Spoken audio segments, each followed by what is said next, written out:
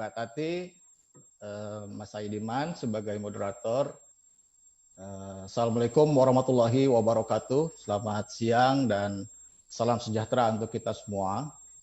Dan tak lupa juga saya ucapkan terima kasih buat para panelis yang telah bersedia hadir dalam diskusi virtual ini.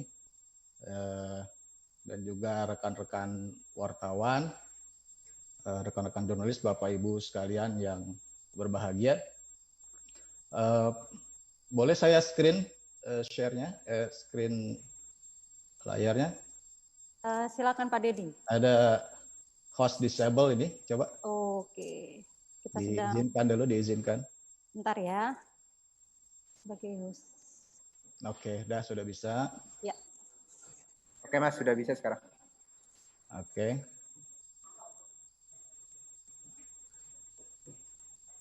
Ya. Oke, saya lanjutkan. Saya ini dulu ya, slideshow dulu ya. Apakah sudah jelas? Siap. Pas ya.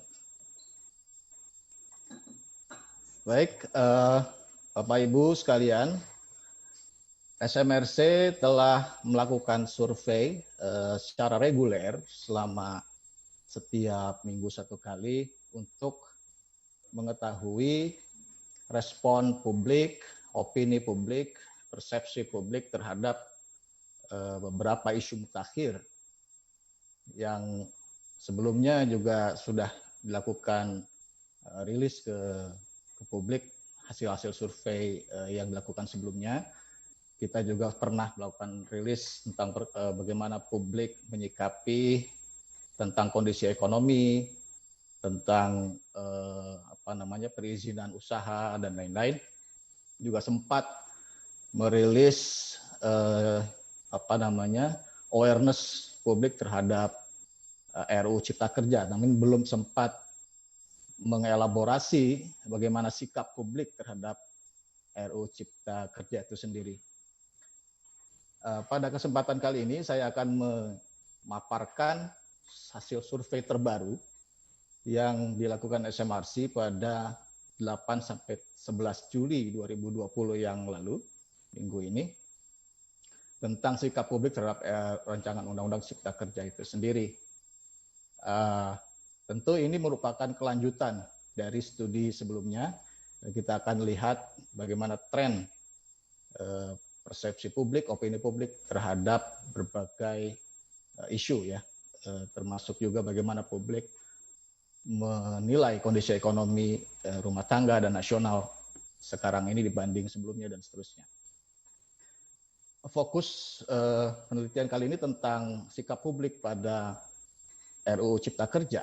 Jadi kita sudah tahu dan dari temuan survei sebelumnya pun sudah kita bisa lihat bahwa di masa COVID ini kondisi ekonomi rumah tangga dan nasional sangat berat. Jadi kalau kita lihat data resmi BPS, pertumbuhan ekonomi di kuartal 1 itu turun dari sebelumnya 5,07 di kuartal 1 2019 menjadi 2,97%. Itu penurunan yang sangat besar dan bahkan Kementerian Kementerian Keuangan bahkan memprediksi pertumbuhan ekonomi Indonesia akan merosot lebih jauh di kuartal 2 ini menjadi nilai tengahnya minus 3,8% pada kuartal 2 2020. Kalau kita lihat ke belakang, bahkan data BPS menunjukkan bahwa pertumbuhan ekonomi itu selalu positif dalam 20 tahun terakhir. Kalau kita lihat data quarterly year on year ya. Jadi kalau sampai seperti yang diprediksi ekonomi Indonesia pada kuartal 2 minus, itu adalah kondisi ekonomi terburuk dalam 20 tahun terakhir. Sementara kita tahu bahwa pemerintah dan DPR itu membahas rancangan Undang-Undang Cipta Kerja. Nah, ini untuk merespon kondisi ekonomi yang sangat buruk saat ini, maka agenda legislasi tentang RUU Cipta Kerja itu jadi sangat relevan untuk dituntaskan dengan harapan ke depan bisa lebih siap kita keluar dari krisis ekonomi akibat COVID ini. Kebijakan yang kuat itu tentu membutuhkan dukungan publik yang luas, apalagi berkaitan dengan isu yang potensial memunculkan pro dan kontra. Berapa banyak yang engage, yang mengikuti RUU Cipta Kerja ini yang sedang dibahas oleh DPR itu pertanyaan penting yang ingin kita ketahui bersama. Dan selain itu, lebih jauh kita ingin juga mengetahui berapa banyak warga yang mendukung atau menentang pengesahan RUU Cipta Kerja itu. Itulah dasar dari dilakukannya jajak pendapat terhadap warga secara nasional pada minggu ini. Metodologinya, saat ini kita tahu bahwa warga sedang melakukan upaya social distancing, maka survei face to face itu kurang memungkinkan untuk dilakukan. Bagaimana cara melakukan jajak pendapat di masa social distancing ini? SMRC melakukan survei telepon. Bagaimana caranya? Secara teknis, SMRC telah melakukan banyak survei nasional sebelumnya, sebelum COVID, dengan metode face to face, wawancara secara tatap muka langsung. Nah, dari hasil survei itu kita memperoleh koleksi sampel acak, dan dari situ ada subset populasi, subset dari koleksi sampel acak yang memiliki telepon. Nah, itulah yang kami acak kembali untuk ditanya dalam survei telepon kali ini. Coveragenya tentu tidak semua orang punya telepon. Dari data kami sekitar 71% dari populasi nasional. Nah, untuk mengatasi ada unbalance tentunya dari berbagai aspek demografi, itu dilakukan pembobotan data. Jadi suatu teknik statistik yang bisa dilakukan untuk membuat data itu balance, karakteristik sampelnya dengan karakteristik populasi. Sehingga kita berharap hasilnya yang kita peroleh dari survei telepon ini bisa merepresentasikan populasi secara nasional yang sangat besar. Sampelnya dalam survei kali ini itu 2.215 responden, ya, dipilih secara acak dari koleksi sampel acak survei tatap muka sebelumnya, dengan asumsi simple random sampling pada tingkat kepercayaan 95%, margin of error diperkirakan plus minus 2,1%. Jadi wawancaranya sudah berkali-kali, tentu dengan isu dan topik yang bermacam-macam. Dari awal Maret, dari akhir Maret sebenarnya, atau pertengahan Maret, kita melakukan survei secara rutin setiap 1 minggu sekali. Yang terakhir 8-11 Juli. Ya. Ini penjelasan tentang margin of error, saya kira sangat teknis, tapi kira-kira dengan adanya margin of error dalam survei, maka tentu hasil dari survei itu bisa bergeser plus minus margin of error, begitu ya. Dengan margin of error plus minus 2%, kalau kita menemukan temuan 50%, misalnya yang mendukung suatu isu, maka itu berarti sekitar 47,9 sampai 52,1% yang yang mendukung atau percaya dengan satu isu tersebut. Itulah makna dari margin of error. Ini kemudian teknis pengambilan sampelnya dari populasi dilakukan face to face survei sebelum masa COVID yang lalu, dari koleksi sampel acak lalu dipilih sampel untuk diwawancarai secara lewat telepon. Sampelnya 2.215 responden ya. Nah, ini tadi proses pembobotan, mungkin saya tidak terlalu banyak di sini. Tadi sudah saya jelaskan singgung sedikit tentang pembobotan data supaya balance populasi ya. Proses penarikan sampelnya dari koleksi sampel acak itu pertama-tama sampel itu distratifikasi menurut provinsi dan gender.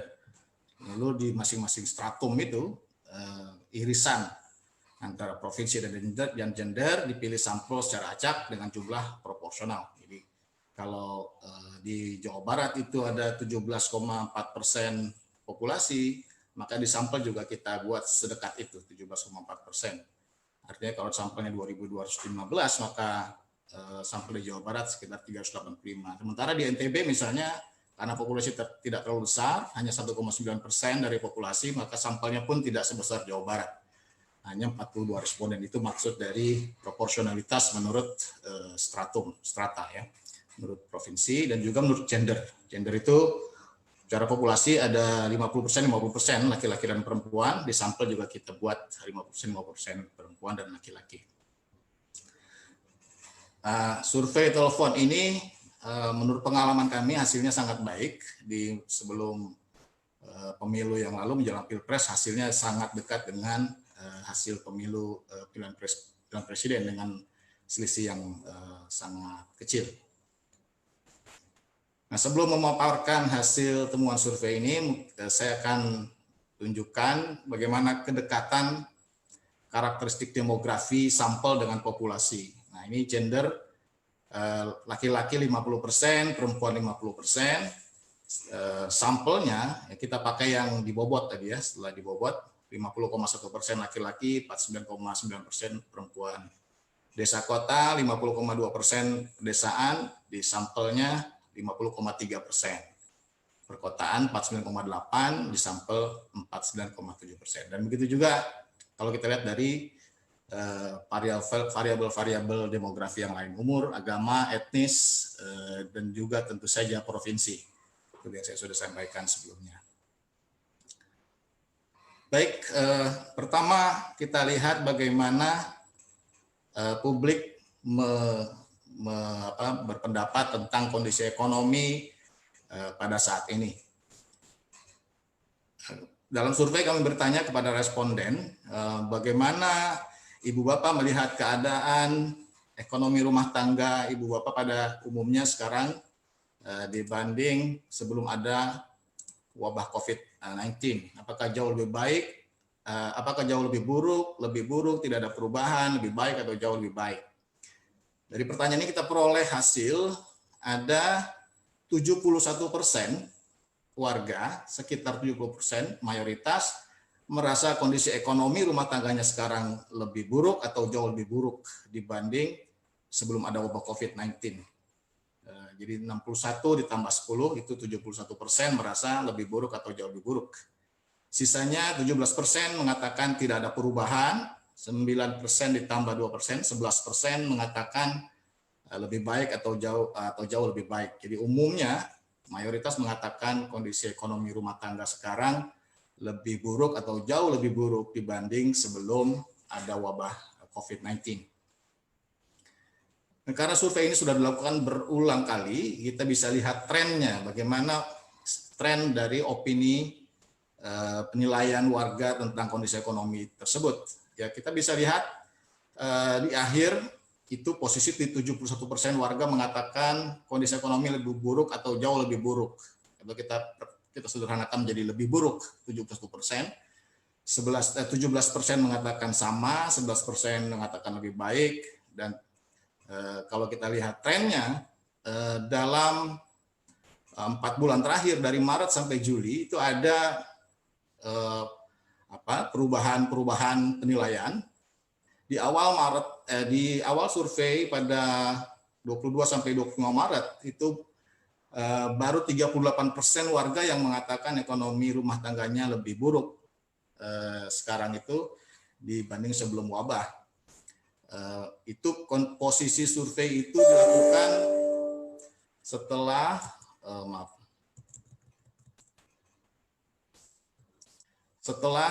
pemerintah melalui presiden mengimbau warga untuk bekerja di rumah dan juga sekolah di rumah, beribadah di rumah. Jadi sudah mulai ada instruksi pada, kalau nggak salah tanggal 15 Maret ya. Jadi 1 minggu setelah himbauan itu kita lakukan survei dan baru 38% yang mengatakan lebih buruk. Walaupun itu sudah cukup tinggi ya, kalau dari pengalaman sebelumnya tidak setinggi ini. Namun begitu masuk ke minggu-minggu berikutnya, yang mengatakan lebih buruk itu meningkat sangat besar. Dari 38 menjadi 49, kemudian 2 minggu setelah itu menjadi 67, 76, bahkan paling tinggi sampai mencapai 83% warga yang mengatakan bahwa kondisi ekonomi rumah tangga menjadi lebih buruk dibanding sebelum wabah COVID-19. Terakhir kita lihat 71% ini setelah 83% itu sebenarnya mengalami penurunan yang mengatakan lebih buruk itu. 83 menjadi 76 dan seterusnya sampai 66%. Itu kita tahu setelah ada kebijakan new normal pada mulai awal Juni ya. Namun kita lihat dalam 1 minggu terakhir itu yang mengatakan lebih buruk kembali naik. Jadi tren penurunan sentimen negatif terhadap ekonomi kita lihat tidak berlanjut dalam minggu ini, bahkan cenderung naik. Bagaimana publik menilai kondisi ekonomi nasional? Kalau tadi kondisi ekonomi rumah tangga, sekarang kita tanyakan kondisi ekonomi nasional secara umum. Nah, dengan pertanyaan yang sama tentang ekonomi nasional kali ini, ada 81% warga yang menilai kondisi ekonomi nasional sekarang lebih buruk atau jauh lebih buruk dibanding tahun lalu. Dan trennya seperti ini, kita punya data series yang sangat panjang, dari tahun 2003 September sampai 2020, tidak pernah ada kondisi atau penilaian terhadap kondisi ekonomi yang seburuk semasa COVID. Sebelumnya tidak pernah ada yang mencapai 72% atau bahkan 92%. Maka dari itu kondisi ekonomi nasional sekarang kita bisa katakan sangat buruk, bahkan terburuk lah dalam sepanjang pengukuran dalam survei opini publik.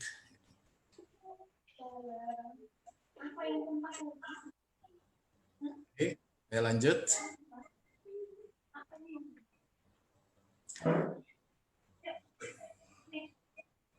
Saya lanjutkan, keadaan ekonomi rumah tangga setelah wabah COVID-19 berakhir, apakah publik punya optimisme kalau wabah COVID ini berhenti? Cukup banyak yang mengatakan kondisi ekonomi rumah tangga akan lebih baik setelah wabah COVID-19 berakhir, yaitu 53%, kalau kita jumlahkan 47 tambah 6%, 53%. Sementara yang belum seoptimis atau belum optimis atau masih pesimis, yang tidak perubahan, lebih buruk atau jauh lebih buruk, itu jumlahnya 42%. Nah, kemudian kita juga tanyakan, ini untuk bisa dibandingkan dengan banyak sekali data survei kami sebelumnya, yaitu pertanyaan tentang ekonomi rumah tangga di setahun ke depan. Ini pertanyaannya sama, sehingga kita bisa lihat trennya. Dengan pertanyaan ini kita memperoleh hasil yang kurang lebih sama, 53%. Warga itu merasa optimis bahwa ekonomi rumah tangganya ke depan akan lebih baik dibanding saat ini. Yang masih pesimis 37%. Dan trennya kita bisa lihat dari Maret sampai Juli itu ada kenaikan optimisme publik terhadap ekonomi rumah tangga. Sebelumnya 68% pada akhir Maret yang mengatakan kondisi ekonomi rumah tangga akan lebih baik pada tahun depan. Lalu sempat drop menjadi hanya 29% warga yang mengatakan ekonomi rumah tangga ke depan akan lebih baik, tapi setelah kebijakan normal kita lihat ada tren kenaikan optimisme tersebut sehingga mencapai 53% di akhir di minggu 2 Juli ini. Nah, ini adalah optimisme warga terhadap kondisi ekonomi nasional ke depan. Kalau tadi rumah tangga, sekarang nasional. Ada sebanyak 47% yang mengatakan ekonomi nasional ke depan akan lebih baik. Dan trennya seperti ini, jadi pola yang hampir sama dengan optimisme warga terhadap kondisi ekonomi rumah tangga. Kenaikan itu terjadi setelah kebijakan new normal, dari sebelumnya hanya 27% pada 5-6 Mei, naik menjadi 30, 35, 34, 36, 43, dan 47% pada minggu kedua Juli ini. Dalam survei ini juga kami juga menanyakan tentang PHK. Jadi apakah warga melihat bahwa jumlah orang yang mengalami pemutusan hubungan kerja di Indonesia pada umumnya sekarang ini menjadi jauh lebih banyak, tidak ada perubahan, lebih sedikit atau jauh lebih sedikit dibanding tahun lalu. Hampir semua warga mengatakan 87% menilai bahwa jumlah PHK sekarang lebih banyak dibanding tahun lalu, lebih banyak atau jauh lebih banyak. Dan ini ada pendapat bahwa Indonesia sekarang berada di ambang krisis dan resesi atau kesulitan ekonomi yang sangat besar. Apakah percaya dengan pendapat tersebut? Warga pada umumnya 80% mengatakan sangat atau cukup percaya bahwa Indonesia saat ini berada di ambang krisis dan resesi. Jadi kondisi ekonomi yang buruk tadi ini konsisten dengan berbagai pertanyaan selanjutnya, termasuk tentang apakah warga percaya bahwa Indonesia sekarang berada di ambang krisis. Nah, ini bukan survei bukan survei SMRC, tapi kita bisa bandingkan atau kita bisa lihat dari data BPS bahwa memang terjadi penurunan pertumbuhan ekonomi melambat menjadi 2,97%. Bahkan kalau benar prediksi kuartal kedua akan menjadi minus, itu tentu cukup mengerikan gitu ya. Nah, ini prediksi pertumbuhan ekonomi dari berbagai lembaga termasuk Kementerian Keuangan yang kami himpun dari berbagai sumber. Umumnya mengatakan akan negatif, ada juga yang mengatakan masih positif kuartal kedua, termasuk Moody's misalnya, tapi umumnya akan negatif katanya. Dan dalam satu tahun pada 2020 itu pun pertumbuhan ekonomi masih ada yang mengatakan akan negatif. Oke, seperti yang saya jelaskan tadi bahwa kondisi ekonomi saat ini masih sangat berat dan pada saat yang sama kita juga melihat bahwa pemerintah dan DPR itu sedang membahas rancangan Undang-Undang Cipta Kerja saat ini dan menjadi mendesak kalau kita hubungkan dengan kondisi ekonomi warga, kondisi ekonomi nasional, dihubungkan dengan tentu semangat dari RUU Cipta Kerja ini, gitu ya, menciptakan pekerjaan. Pertanyaannya apakah publik itu mengikuti atau tahu RUU ini? Nah, kalau tahu apakah mendukung? Itu yang ingin kita ketahui selanjutnya. Nah, ini tentang awareness publik terhadap rancangan undang-undang Omnibus Law Cipta Kerja. Apakah publik tahu atau pernah dengar berita tentang RUU Cipta Kerja? Dalam survei terakhir, ada 26% warga yang mengetahui RUU Cipta Kerja. Jadi mayoritas 74% masih belum tahu. Kita lihat walaupun masih sedikit, kita lihat sebenarnya ada kenaikan, gitu ya, kenaikan awareness ini dibanding pada survei pada Maret yang lalu baru 14%. Jadi, tapi kenaikan itu masih sangat sedikit lah dalam 5 bulan terakhir ini. Nah, pertanyaan selanjutnya tentang dukungan terhadap pengesahan RUU menjadi undang-undang. Jika tahu RUU ini, apakah mendukung rencana pengesahan RUU Cipta Kerja?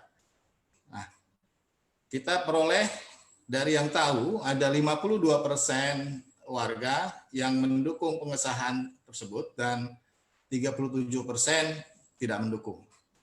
Jadi cukup banyak yang tidak mendukung, tapi kalau kita lihat proporsinya lebih banyak yang mendukung. Sementara sisanya ada 11% yang tidak menjawab, tidak memberi penilaian.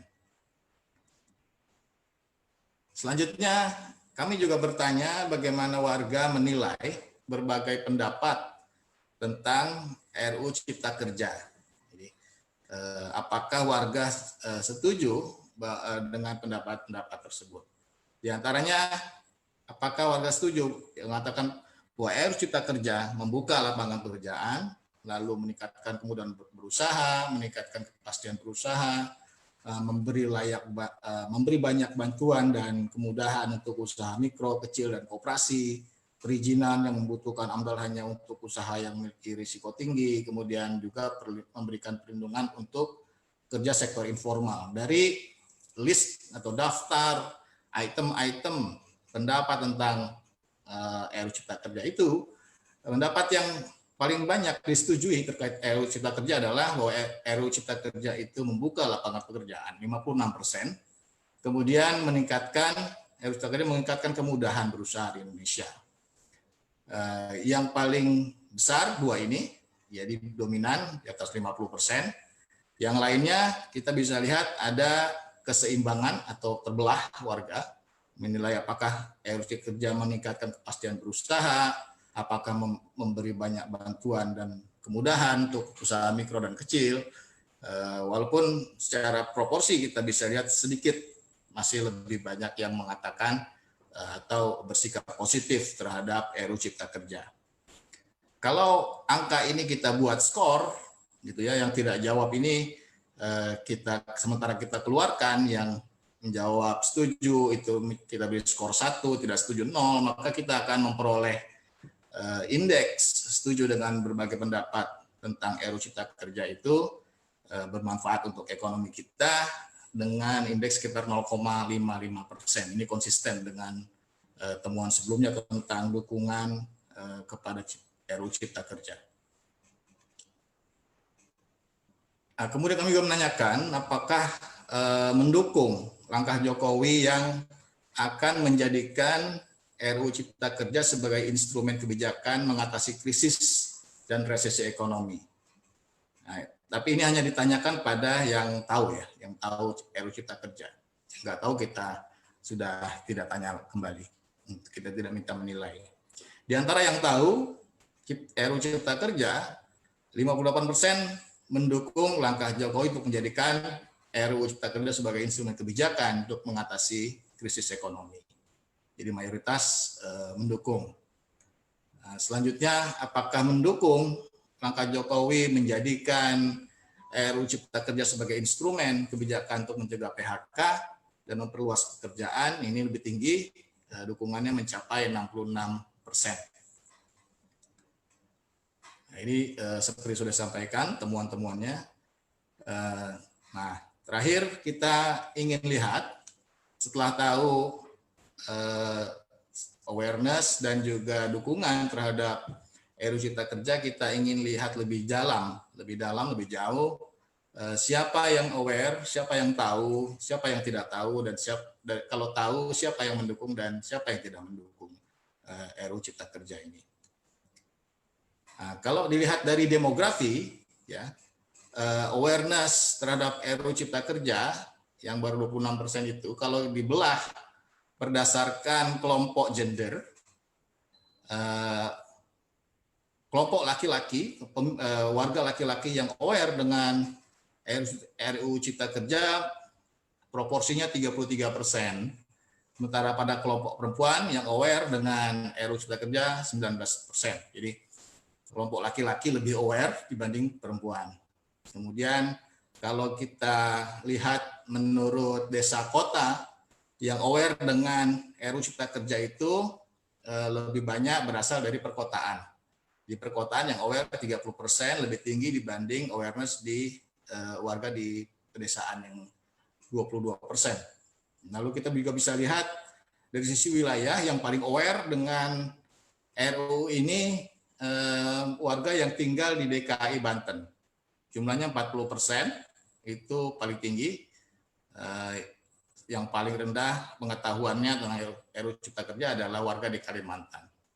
Nah, dari yang tahu ini kita isolasi, kita sensor untuk ditanya lebih lanjut.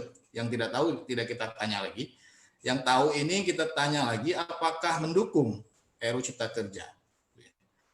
Nah, dukungan pada RUU Cipta Kerja ini punya pola sendiri, di mana kelompok perempuan yang aware dengan RUU Cipta Kerja, dukungannya terhadap RUU ini lebih tinggi dibanding kelompok laki-laki, 62%. dukungan dari kelompok perempuan dan lebih tinggi dibanding laki-laki yang hanya 47%. Sementara menurut desa kota, dukungan pada RUU ini lebih banyak datang dari warga di pedesaan, 57%. Dari menurut wilayah yang paling tinggi mendukung RUU ini adalah warga di Bali, Nusa Tenggara, juga kalau kita lanjutkan diurutkan kembali itu Sulawesi, Maluku, Papua, Kalimantan, atau kalau kita simpulkan ini warga yang berada di wilayah Indonesia bagian tengah dan timur itu lebih punya sikap atau positif ya, bersikap positif dibanding warga di Indonesia bagian barat. Di Jatim 62%, lumayan, relatif hampir sama dengan di Kalimantan. Yang paling rendah dukungannya terhadap RUU ini adalah warga di DKI Banten, itu hanya 35%. Orang DKI Banten lebih banyak yang tidak mendukung. Jawa Barat juga sangat sedikit, 37%. Dari sisi usia, awareness terhadap RUU ini paling tinggi atau lebih tinggi pada kelompok usia yang lebih muda. Lalu pada kelompok pendidikan yang berpendidikan lebih tinggi dan juga berpendapatan lebih tinggi. Sementara kalau dari sisi dukungan, dari yang tahu itu, dukungan terhadap RUU ini lebih banyak pada kelompok usia yang lebih tua. Lebih tua, kalau awareness tadi lebih muda, lebih banyak tahu. Di antara yang tahu, yang mendukung RUU ini, sebaliknya pada kelompok yang lebih tua itu lebih tinggi dibanding yang lebih muda. Kemudian juga dari sisi pendidikan, dukungan pada RUU ini lebih banyak berasal dari kelompok warga berpendidikan lebih rendah dan juga berpendapatan lebih rendah juga. Kalau kita bagi pendapatan di atas 4 juta dan di bawah 4 juta, di atas 4 juta dukungannya lebih rendah dibanding yang di bawahnya. Gitu ya. Dari sisi pekerjaan, ini kita ada beberapa kelompok pekerjaan yang aware dengan RUU ini, paling tinggi dari kelompok pegawai kantoran gitu ya, guru, dosen, profesional, pegawai kantor, itu mencapai 40% yang aware. Yang paling kurang aware itu ibu rumah tangga, 15%. Dari yang aware, dari yang tahu, yang mendukung paling tinggi itu dari kelompok ibu rumah tangga, walaupun paling sedikit tahu. Kalau tahu mereka mendukung. Kemudian juga dari orang yang sementara ini masih mencari pekerjaan, menganggur, itu kalau tahu mereka relatif mendukung. Petani, peternak, nelayan juga mendukung RUU ini. Sementara yang kelompok yang kurang mendukung itu kita lihat dari pedagang besar, udah swasta itu relatif kurang mendukung. Nah, ini kita lihat seperti itu polanya. Dan terakhir juga kita lihat bagaimana hubungan dukungan awareness RUU ini. Kalau kita lihat pilihan presiden pada 2019, apakah pemilih tahu? Kalau dilihat dari pilihan presiden, pemilih Prabowo itu relatif lebih banyak yang aware dibanding pemilih Jokowi, gitu ya. Nah, tapi kalau dilihat dari dukungan pada yang aware ini, kalau kita tanya lebih jauh apakah mendukung atau tidak mendukung, pemilih Jokowi mayoritas mendukung RUU ini 70%. Sebaliknya pendukung atau pemilih Prabowo Sandi itu dukungan pada RUU ini hanya 39%, lebih banyak yang tidak mendukung RUU ini. Jadi ada pola gimana dukungan itu kalau lihat dari pilihan politik itu juga punya hubungan selain dari demografi yang sudah saya sampaikan tadi. Oke, sebelum mengakhiri presentasi ini saya simpulkan hasil temuan survei tentang sikap warga terhadap RUU Cipta Kerja ini. Jadi seperti yang sudah sampaikan bahwa kondisi ekonomi sangat buruk, wabah COVID-19 memukul ekonomi hampir semua warga. Sejak awal April, mayoritas warga itu merasa kondisi ekonomi rumah tangga lebih buruk dibanding sebelum adanya wabah. Dan terakhir dalam survei 8-11 Juli yang menilai lebih buruk jumlahnya 71%. Keadaan ekonomi nasional juga dinilai sangat buruk, 81% warga menilai kondisi ekonomi sekarang lebih buruk dibanding tahun lalu. Nah, umumnya masyarakat menilai bahwa PHK lebih banyak atau jauh lebih banyak, 87% warga yang menilai demikian, dan 80% percaya bahwa Indonesia sekarang berada di ambang krisis dan resesi. Optimisme warga terhadap kondisi ekonomi rumah tangga dan nasional masih belum setinggi sebelum COVID, tapi kita lihat terus meningkat sejak kebijakan normal baru. Dibanding awal Mei sebelum normal baru, optimisme terhadap kondisi ekonomi rumah tangga pada minggu kedua Juli ini naik dari 29% ke 53%. Dan optimisme atas ekonomi nasional naik dari 27% menjadi 47%.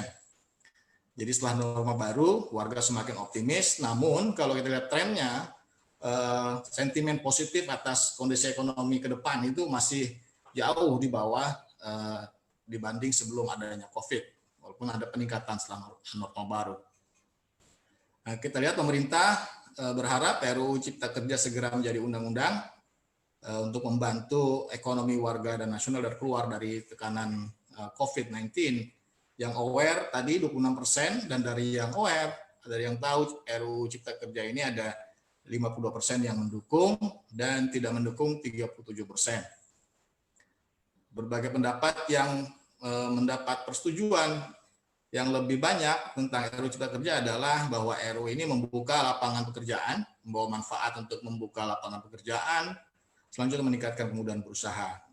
Nah, pendapat-pendapat lain tidak memperoleh persetujuan yang mayoritas, tidak di atas 50%, sehingga kita bisa mengatakan bahwa ini indikasi secara substansi RUU Cipta Kerja masih mengundang pro kontra di tengah masyarakat. Nah, ini sudah saya jelaskan tadi variasi awareness dan dukungan menurut demografi. Dan terakhir, semangatnya RUU ini untuk meningkatkan kemudahan berusaha dan membuka lapangan pekerjaan ini tentu relevan gitu ya dengan kondisi ekonomi nasional yang sangat buruk sekarang. Yang harus dibenahi dari RUU ini adalah substansinya yang kita lihat masih mengundang pro dan kontra, dan juga sosialisasi kepada masyarakat yang kita lihat belum banyak warga yang aware dengan RUU ini, baru 26%. Demikian presentasi saya. Terima kasih. Assalamualaikum warahmatullahi wabarakatuh.